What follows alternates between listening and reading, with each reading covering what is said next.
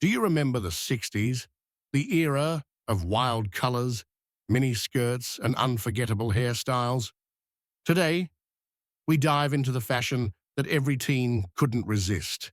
From buzzing high streets to late-night record shops, from school corridors to scooter meets, by the seaside, teen style turned everyday life into a runway and made the decade pulse with youth. Post-war Britain was changing fast. Rationing had faded. Pay packets stretched a little farther.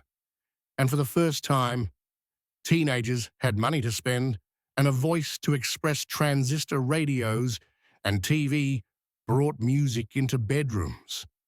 The Beatles, The Who, and Motown made sound a daily ritual. Style wasn't just about clothes, it was about belonging, attitude, and freedom. Mods and rockers staked out identities, and by mid-decade, a colourful counterculture swept in. London's Carnaby Street and King's Road burned bright as global symbols, while markets and mail-order catalogues spread the look to every town. Let's start with the clothes teens lived in. The miniskirt hit like a siren. Hemlines climbed higher and higher, and adults gasped, while teens cheered. Designer Mary Quant championed the mini as a symbol of movement and independence. Simple shift dresses in bold blocks and crisp lines became uniform for girls who wanted ease and energy. In countless schoolyards, rulers checked skirt lengths, but just outside the gates, waistbands rolled up and coats came off. Freedom was a step away from the classroom door. Mod fashion built a sharp, clean silhouette. Boys wore narrow-lapelled suits, slim trousers, neat button-down shirts, and precise ties. Ben Sherman and Fred Perry logos signaled taste, and Tribe girls matched the sleekness with A-line minis, tailored coats, white collars, and graphic patterns.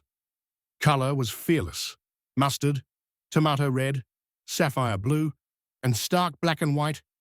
Op art, curves and checkerboards borrowed the punch of gallery walls and put it on the street.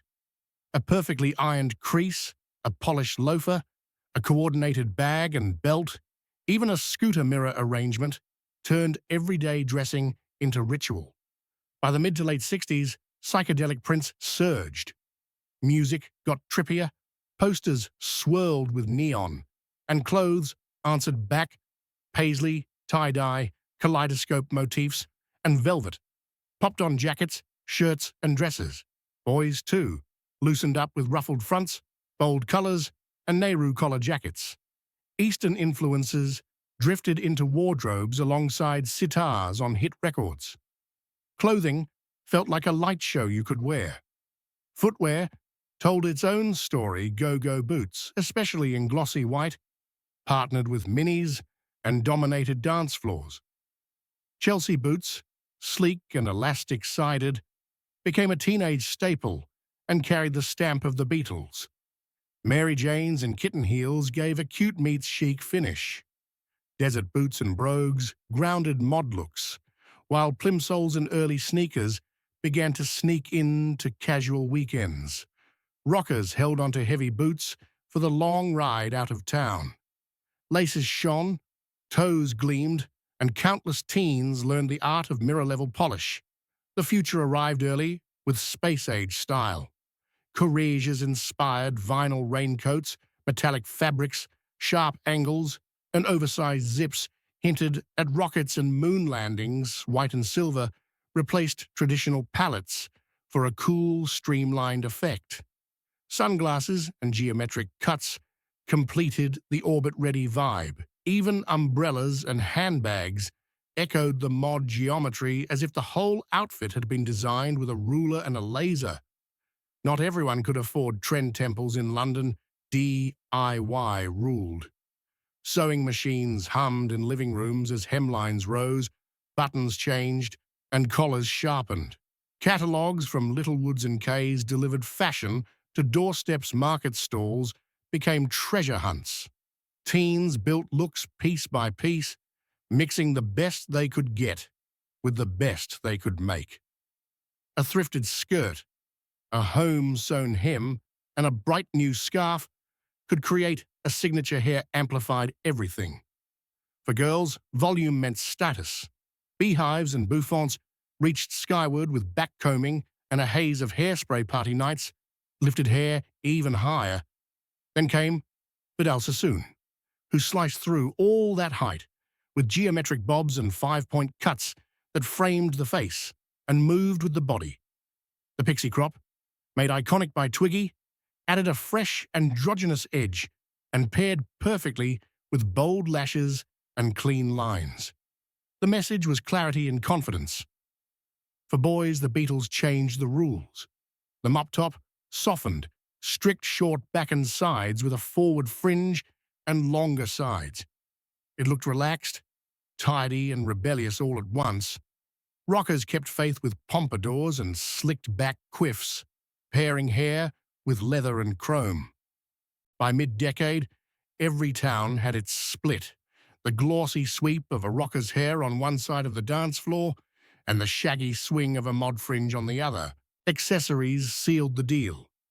Oversized sunglasses, often in white frames or tinted lenses, delivered instant attitude.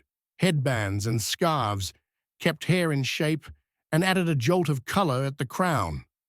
Or the neck, plastic bangles snapped as teens moved, while long strings of beads and peace pendants signaled a gentler, hippie-leaning outlook. Toward the end of the decade, tights became canvases with op-art patterns and fishnets, turning legs into graphic statements. Badges and patches clustered on parkas and bags, broadcasting bands, beliefs, and inside jokes. Small items, big voice. Subcultures made fashion feel like a flag. Mods idolized clean tailoring, Italian scooters, and soul and R&B records. Their uniforms of neat suits, polished shoes, and fishtail parkas were finished with rows of badges and meticulous grooming. Rockers answered with leather jackets, heavy boots, denim, and rock and roll grit. Motorbikes thundered next to polished Vespers, and seaside towns like Brighton saw the tension play out in the headlines. Clothes drew the battle lines, but they also defined the style era. As the decade moved on, the hippie influence softened edges and widened palettes. Bell-bottoms flared, tie-dye brightened, suede fringe swung, and Afghan coats appeared in winter crowds. Caftans, Indian prints, and Nehru collar jackets borrowed from global wardrobes, while flowers and beads told stories of peace and community festivals, grew into fashion landmarks. The Isle of Wight pulled tens of thousands, and teens returned home with sun-faded shirts, sand in their sandals, and a new appetite for ease and freedom. Regional differences added texture. London set the pace with Carnaby Street and King's Road shops, and the glamorous affordability of Biba Liverpool and Manchester dressed to the beat of bustling club scenes, where all-nighters rewarded sharp tailoring and durable shoes. Brighton and Bournemouth put coastal wind into mod parkas and biker jackets. In the Midlands, Scotland and Wales, weather and school rules shaped looks toward parkas, thick tights, and sturdy boots. Everywhere, small signals, one scarf, one pin, one haircut, found the tribe. Behind every outfit sat a story. Saturday jobs funded the next shirt or single. Teens slipped into record shops, crammed into listening booths, and shared headphones, deciding which sound and which look would define the weekend.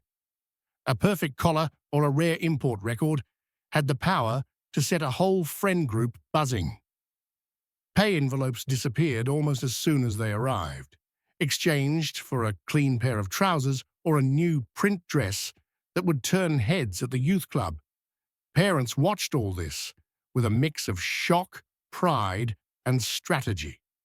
Some shook their heads at hemlines and haircuts. Some smiled and took secret cues. A mother might borrow a headband or a pair of sunglasses for a party. A father might try a slimmer tie. The home became a negotiation zone, where a 5-minute debate at the door ended with a jacket on or off, a skirt a notch higher or lower, and everyone late for the bus. School added its own theatre. Morning assemblies saw rules enforced by measuring eyes and even measuring tape. Lunch breaks restored identity as blazers vanished and waistbands folded.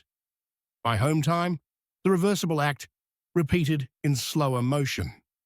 Everyone knew the choreography. The line between uniform and self never felt thinner than those few steps between class and the corner shop.